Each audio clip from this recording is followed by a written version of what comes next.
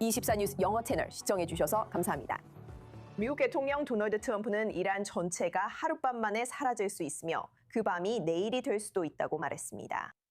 이란 영토에서 미군 공군 장병 2명을 구출하는 역사적인 고위험 구조작전을 지휘하면서 대통령은 이란에 대한 경고도 내놓았습니다.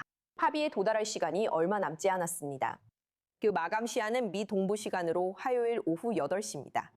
그리고 대통령은 그 기간 내에 합의를 이룰 수 있는 개혁적인 지도자들이 정권 내에 있다고 언급했습니다. 더 자세한 논의를 위해 지금 저희와 함께하는 분은 라이언 불, 중동 및 북아프리카 분석가 레인입니다. 라이언, 미국 대통령이 합의의 가능성을 완전히 배제하지는 않았습니다. 사실 그는 이란의 새로운 지도부가 그다지 급진적이지 않다고 말했습니다. 그는 또한 이번 정권이 이전 정권들보다 더 영리하다고 평가했습니다. 이것은 미국이 누구와 협력하려고 하는지를 보여주는 것인가요?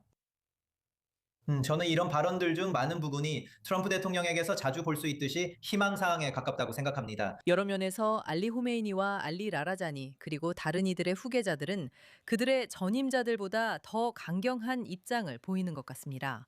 여러 면에서 이 정권은 후계자들 체제에서 더 급진적이지만 그 성격은 이번 전쟁에서 아직 확정되지 않았습니다.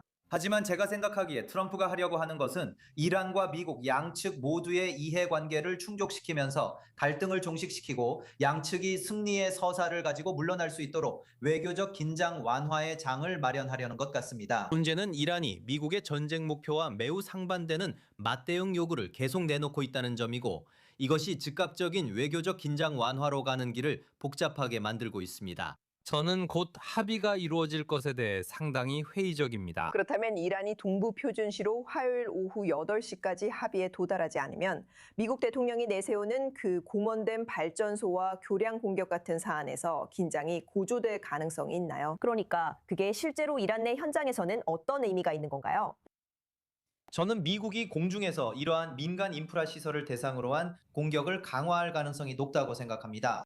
그들이 하루 만에 이 수백 개의 목표물 모두를 공격하는 것은 불가능할 것입니다. 하지만 이것은 이란인들의 정치적 의지를 꺾기 위한 시도로 인프라에 대한 공격 수위를 점차 높여가는 장기적인 작전이 될 수도 있습니다. 과도한 요구를 계속 제시하려는 것입니다. 하지만 이 방식의 문제는 물론 공군력에는 한계가 있다는 점이고 이란의 군사 인프라는 민간 에너지 시설이 파괴되어도 대부분 보호받고 있다는 점입니다. 즉 미사일 기지와 지하 미사일 도시, 이동식 발사대 같은 것들은 근처에 발전기가 있고 백업할 수 있는 방법들이 있습니다. 그들은 신속하게 수리하고 다시 가동할 수 있습니다. 그래서 군사적인 관점에서 볼 때 미국이 이런 작전으로 이란의 군사 능력을 무력화시킬 가능성은 높지 않습니다. 그들에게 가장 큰 타격을 주는 경제적인 부분에 대해서 트럼프는 만약 자기 마음대로 할 수 있다면 이란의 석유를 그냥 가져오겠다고 말했습니다.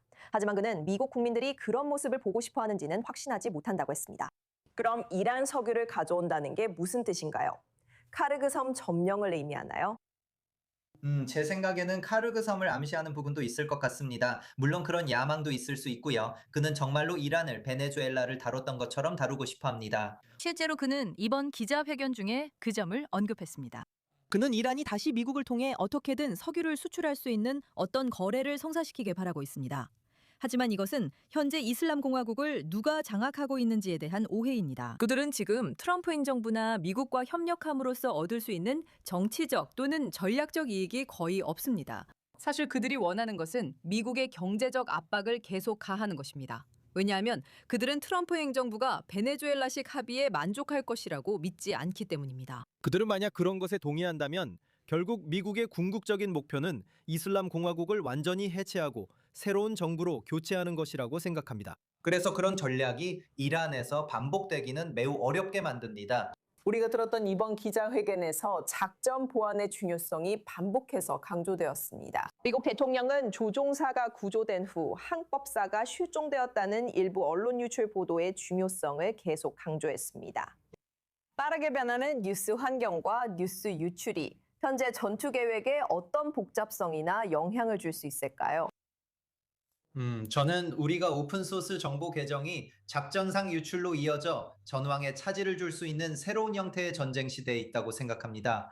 저 역시 상황을 파악하기 위해 이런 계정들을 자주 활용하고 있습니다. 그리고 이런 오픈소스 정보가 넘쳐나는 상황에서도 미국이 자국 공군 장병들을 이란 깊숙한 곳에서 무사히 빼낼 수 있었다는 것은 작은 기적이라고 생각합니다.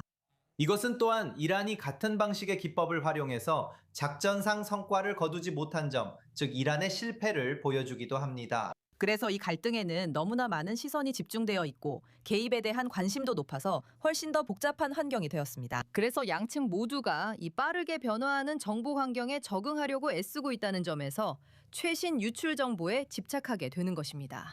하지만 적어도 지금으로서는 미국이 그 부분에서 우위를 점하고 있는 것처럼 보입니다. 네, 이번 구조작전의 세부 사항은 정말 놀랍습니다. 라이언 불씨, 오늘 저녁 i24 뉴스 잉글리시에 함께해 주셔서 감사합니다. 감사합니다.